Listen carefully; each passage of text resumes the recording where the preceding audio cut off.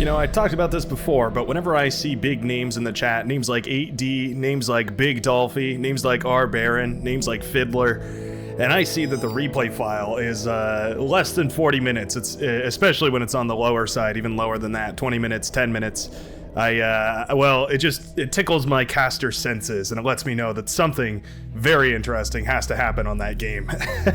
Now, not to spoil the surprise or anything, but all those big names are going to make a huge appearance in this cast here. I'm excited to see what goes down. This is, of course, Ascendancy with this beautiful mountainous backdrop with that planet cresting in the background. It kind of looks like Pandora from the Avatar series. I can call it a series now since there's two of them out. But yeah, I'm excited to see what goes down. Representing our Eastern team here for the Blues is going to be Big Dolphy himself, starting in the northern position. This is a tricky one. Oftentimes this game will be won or lost based on who will hold the northern section. This is a very, very difficult area to contest, especially if people work together. I've seen a lot of people use transports to move their commanders up here early.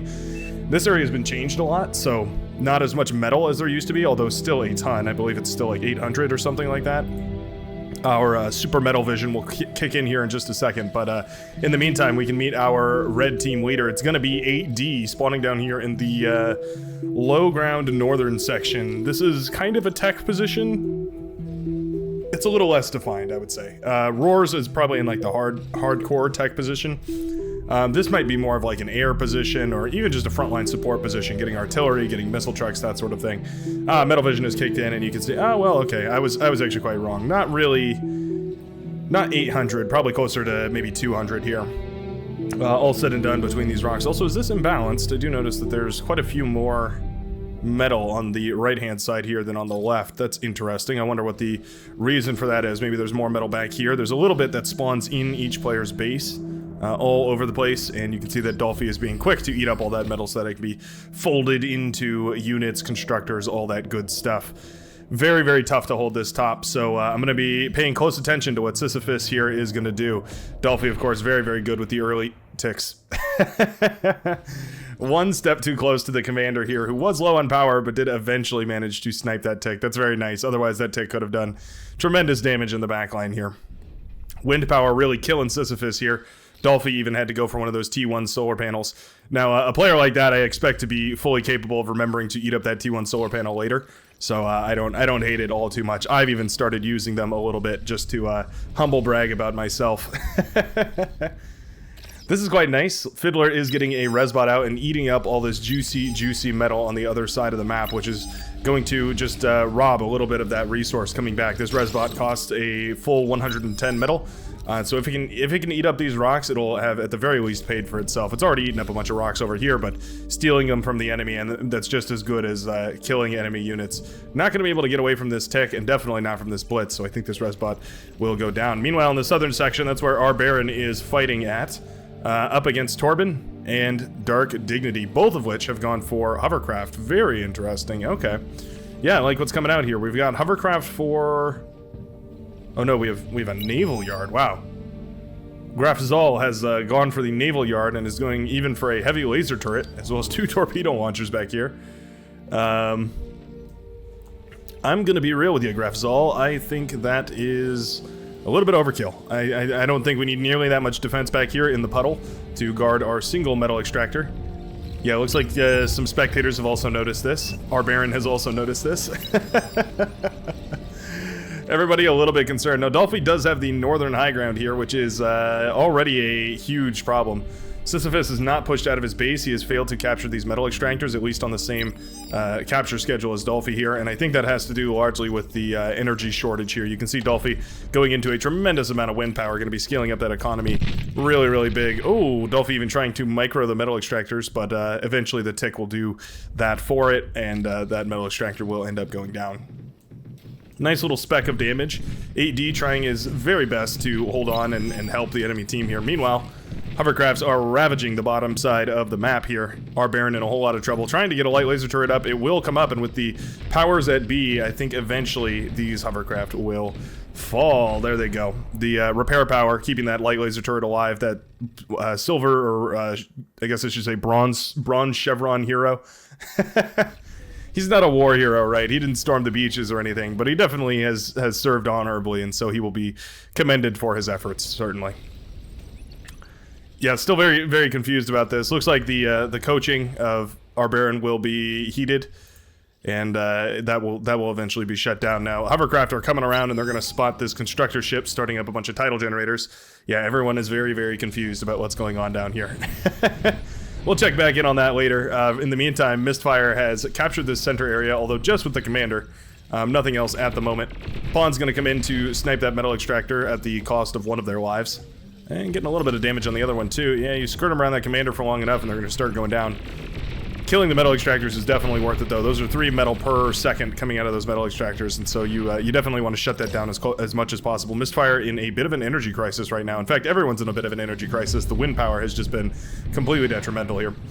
Dolphy is pushed up very, very far, going to try and hold this ledge, I'm assuming, moving the commander down and trying to figure out what's going on. I don't think Dolphy has any vision over in this area. Not really. I mean, he did scout earlier with that tick, but right now not really aware of what exactly is going on. A tick will push forward, find some pawns, and Dolphy's commander will keep stepping down. That was one sentence. There's a period at the end of all that. Thank you. Our Baron's commander here fighting off a dozen or so, well, not a dozen or so, I guess it's 5 blitzes here. I should be accurate. Can't just say random numbers, Brightworks. You do have to appeal to the numeric systems in place at the world at large, otherwise you're just speaking nonsense. These Janices are going to have an easy time dismantling that light missile truck there, easily destroying it. Interesting position here. We have an amphibious constructor that is building a torpedo launcher and a amphibious, hovercraft that is deconstructing the amphibious craft. This is what battle between constructors looks like. Host here pushing pretty far forward. I wonder if he's trying to degun this base here. Fiddler doing a good job of body blocking. Yeah, nice, very, very nice. There we go. Eventually it will go down, but the sacrifice will be made here as both of these commanders go down.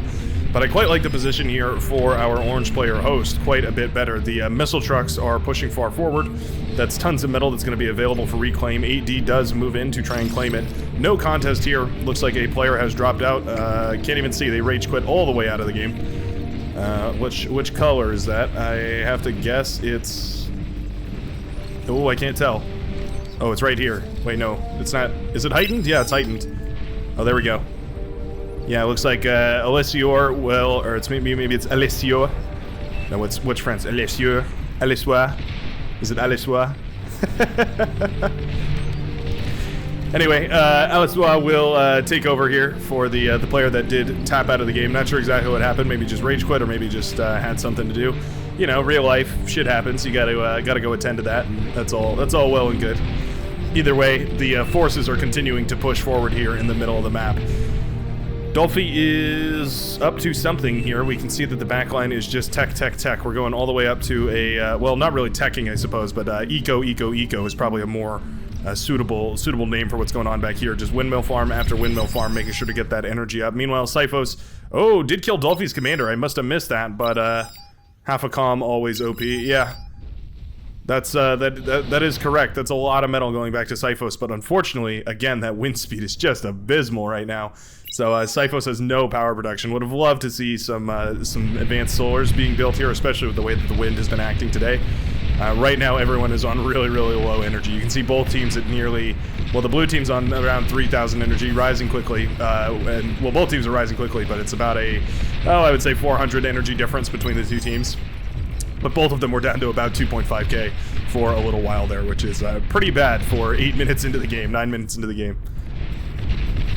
AD continuing to push forward, as well as these missile trucks here coming out by host. Those missile trucks are a real pain, especially against those light units from the T1 era. You're going to be really hard pressed to push into those, especially with grunts. Grunts melt away under the fire of more than a couple of siege tanks. I was watching a StarCraft cast just before this, and I guess I've still got it on the brain. But no, those missile trucks here. Wow, Dolphy actually calls for a resign vote. Despite having a monumental lead up north, he does realize that there is tons and tons of forces being driven into the main bases of his supporting cast down below here.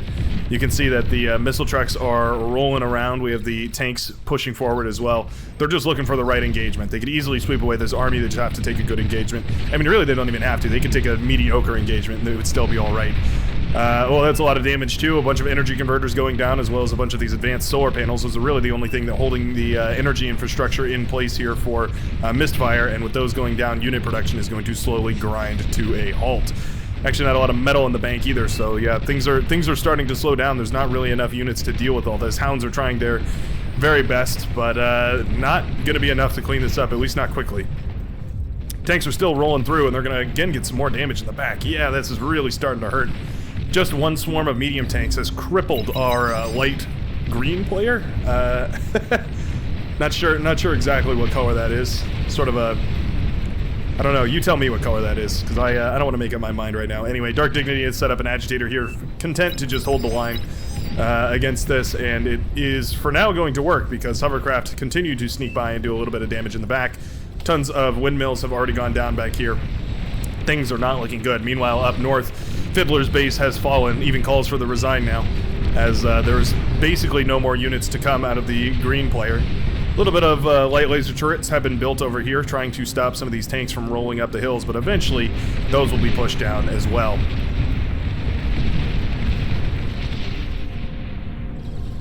This lane is so boring, hurts this map. You know, the entertainment of this lane is entirely tied to how the people playing it use it. I would argue that any lane could be boring if the people playing the lane play in a boring fashion. You know, for me, that would be if they just turtle up and make 4,000 defenses, and it's impossible to push or pull.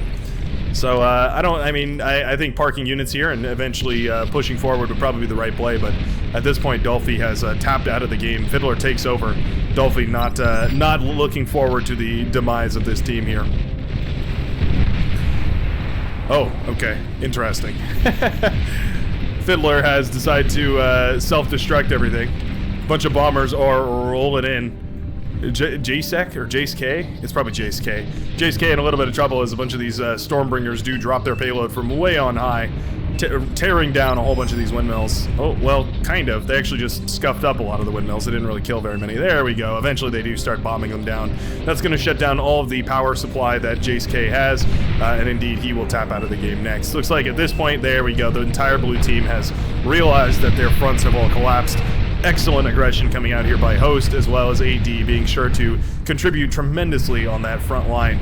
Cyphos takes the win up north on this game. What an aggressive back and forth. Really, really heating things up. Not even getting to the T2 stage, really. Some of the backline players got T2 out, but it really wasn't that helpful because eventually the T1 just out-swarmed. Wow, that was an exciting match. Thanks a ton for watching. I do hope you enjoyed. Feel free to leave a like down below. It really helps the algorithm determine whether these videos are worth showing or not.